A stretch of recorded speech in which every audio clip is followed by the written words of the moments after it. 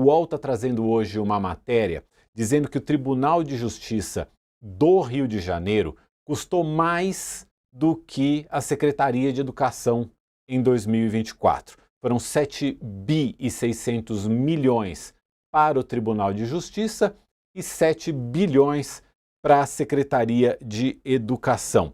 E a gente sabe, inclusive o UOL tá fazendo uma série muito interessante, muito importante a respeito de privilégios.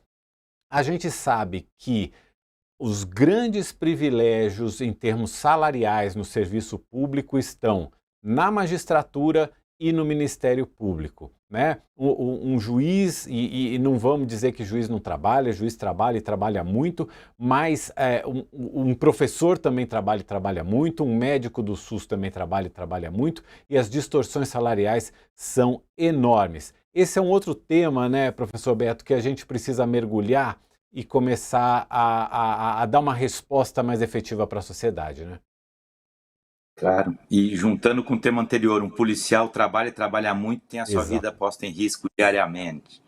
E por que que um policial, juntando com outro tema que você comentou, Mauro, né, a gente está agora fazendo a discussão sobre a isenção de imposto de renda para quem ganha 5 mil reais, até 5 mil reais. Um policial hoje muitas vezes ganha menos que 5 mil reais e paga 10% de imposto. Quem ganha mais de R$500 mil ou mais de R$1 milhão paga 2,5%. É outro tipo de privilégio. Então, eu acho que a gente, com a reforma do imposto de renda e com essa PEC da segurança pública, nós temos duas grandes oportunidades de dois grandes pactos civilizatórios de país. Um para diminuir, né, apertar um pouquinho o cinto do andar de cima para afrouxar um pouquinho do andar de baixo. E acho que a direita tem que e a oposição conseguir ter maturidade para dizer tudo bem se os de cima apertarem um pouco o cinto, né, o cinto de segurança, isso, apertar um pouquinho só o cinto, perdão.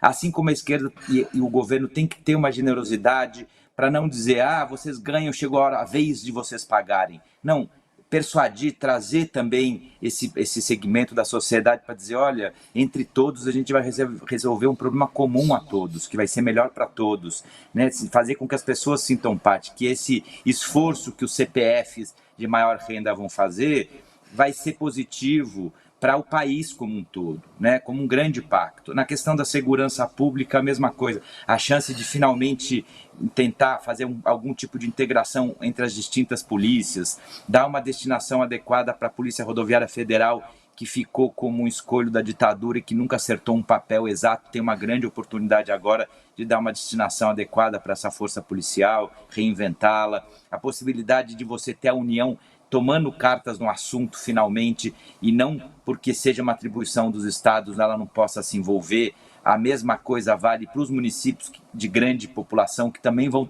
ter que se envolver, porque é um problema comum a todos. Então é uma chance, né, de um grande pacto, por exemplo, para que não morram mais aos borbotões. O Brasil não é só o país que mais homicídios e mais homicídios por arma de fogo tem no mundo. O Brasil é o país onde mais morrem policiais no uso das suas atribuições. A gente teria que se indignar cada vez que morre um policial, não deixar, né, um pacto de morte zero de forças de segurança na execução do seu trabalho, porque uma polícia que não morre também é uma polícia que atua com mais inteligência e por isso não precisa atuar com tanta violência, e a gente consegue alcançar um objetivo que, como o professor Leandro colocou, sempre ficou um ping-pong narrativo, né? Prende, bata, arrebenta para um lado, o problema é causar único a desigualdade e a solução de direitos humanos, e a população pobre, sofrida, que é quem mais sente na própria carne a violência, não tem o que fazer.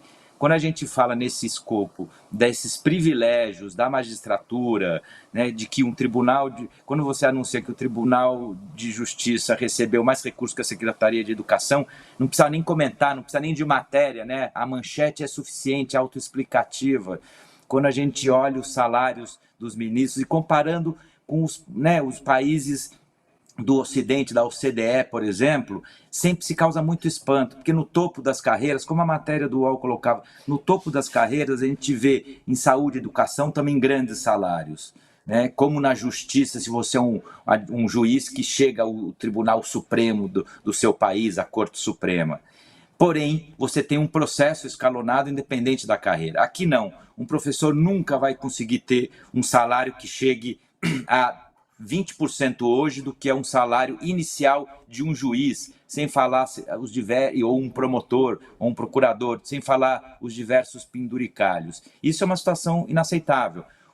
A gente pegar e aí olhando só para a magistratura, para o Ministério Público, se você olha o salário de um ministro de uma Suprema Corte mundo afora e compara com o salário de um ministro da Suprema Corte brasileira, talvez eles estejam bastante próximos.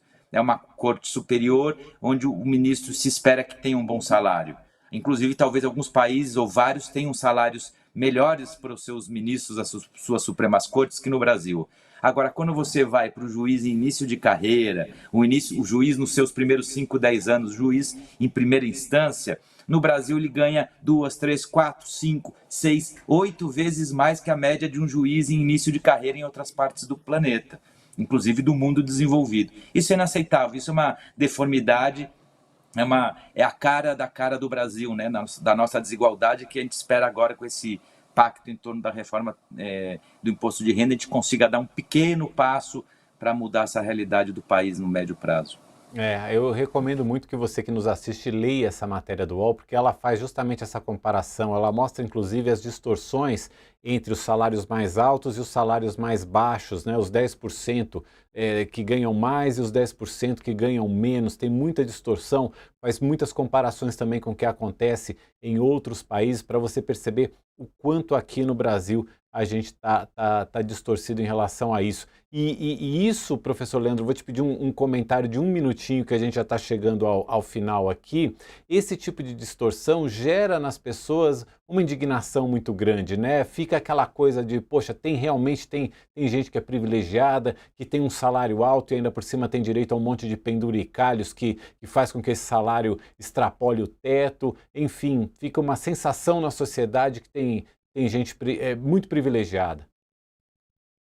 Sem dúvida, Mauro. E aí a raiz da indignação de algumas coisas que a gente vê que de fato são canalizadas de maneira errada por certos líderes populistas, seja de direita ou de esquerda, ela está aí, né? A raiz da indignação está colocada exatamente nesse hiato enorme que a gente tem entre os de cima e os de baixo. Aí o Brasil é de fato o país dos privilégios. O professor Beto já trouxe aí a realidade nua e crua de uma série de carreiras aí que jamais atingirão essas carreiras privilegiadas. A gente precisa repensar um pouquinho o que é prioridade para nós. Quando um tribunal custa mais do que uma Secretaria de Educação como um todo, a gente está claramente definindo o que é prioridade. Será que a prioridade, de fato, para nós não é educar os brasileiros, não é trazer eles para um mundo mais desenvolvido e para oportunidades melhores? Acho que a gente, pelo menos nos discursos, vê o contrário. A gente precisa começar a tomar as rédeas para que a prática também acompanhe isso.